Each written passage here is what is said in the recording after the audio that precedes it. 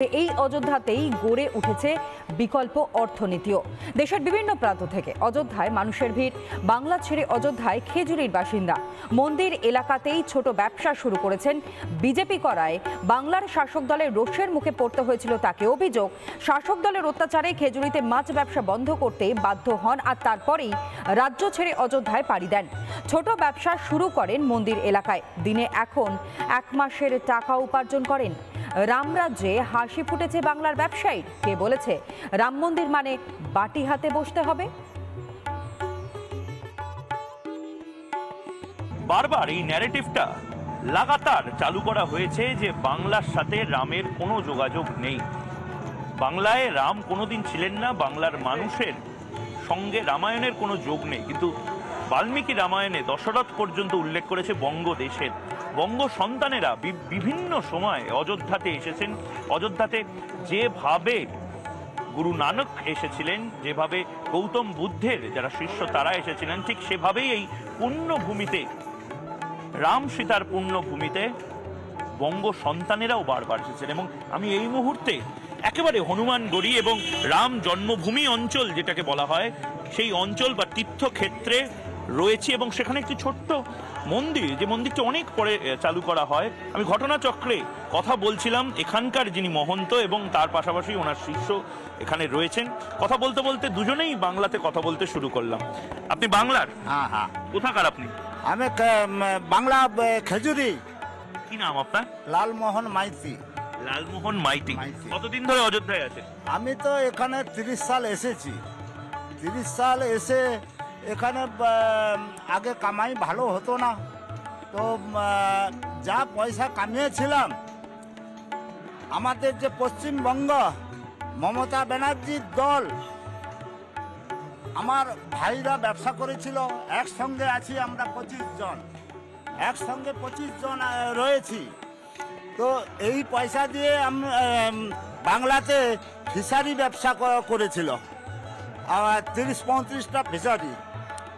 এখানে চলে এলেন কেন? এখানে চলে এলি 2 কোটি টাকা নষ্ট করে দিয়েছে, লুট করে নিয়েছে মমতা ব্যানার্জির দল।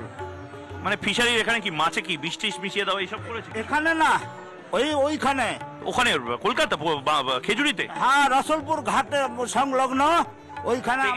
এখানে ব্যবসাপাতি, আপনি এখানে অর্থ উপার্জন করতে পারছেন? হ্যাঁ, ভালো করে আছেন? হ্যাঁ, এখন তো হচ্ছে, আগে কম হতো।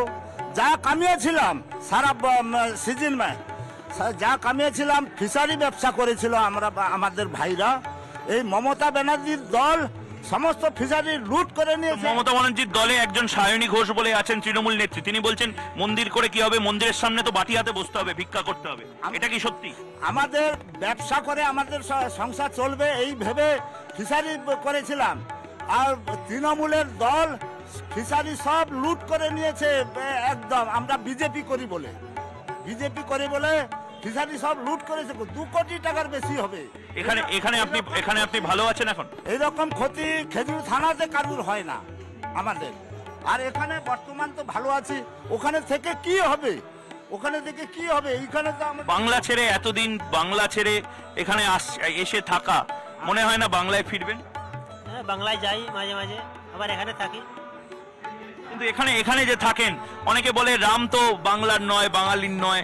আপনারা তো এখানে রামের নামে আপনারা গান করছেন, এখানে মন্দিরে আপনারা সেবা করছেন, আপনারা পয়সা উপার্জনও করছেন। আপনারা ভালো আছেন তার মানে শুধুমাত্র ধর্ম মানে যে বলছে বাটি হাতে নাকি ভিক্ষা করতে হবে মন্দিরের সামনে, এরকম ব্যাপার? না না না না না না, এখানে সবাই ভালোবেসে এসে আসে তো দর্শন। এবং প্রচুর দোকানপাটি হয়েছে, মানে প্রচুর মানুষ, গরিব মানুষ এখানে অনেক ব্যবসা পাতি বা কিছু অন্তত কামাই করছে। সব লোক কামাই করছে। থেকে অনেক লোক এসছে এই তৃণমূলের অত্যাচারে। অনেক লোক এসছে এখানে, ভালো আছে। আর ওরা বলছে আমরা আর যাব না। মানে এই রাম রাজ্যে এসে রুপিয়াও কামিয়ে যাওয়া যাচ্ছে। হ্যাঁ, খুব ভালো চলছে। ভাবুন, রাম রাজ্যে রুপিয়া কামিয়েও কিন্তু বাংলার মানুষ তারা ফিরে যেতে পারছেন। এবং বাংলা থেকে যারা এই মুহূর্তে এখানে এসেছেন তারা বলছেন আমরা এখানেই ভালো, এখানেই আমরা থেকে যাব। কারণ অযোধ্যার এই যে মন্দির, এই মন্দির যেখানে মা দুর্গাও আছে, দুর্গার পাশে রাম সীতাও রয়েছে। এরকম একটা জায়গা থেকে ক্যামেরা পার্সন রবির সঙ্গে ময়ূক রঞ্জন ঘোষ, রিপাবলিক বাংলা, অযোধ্যা।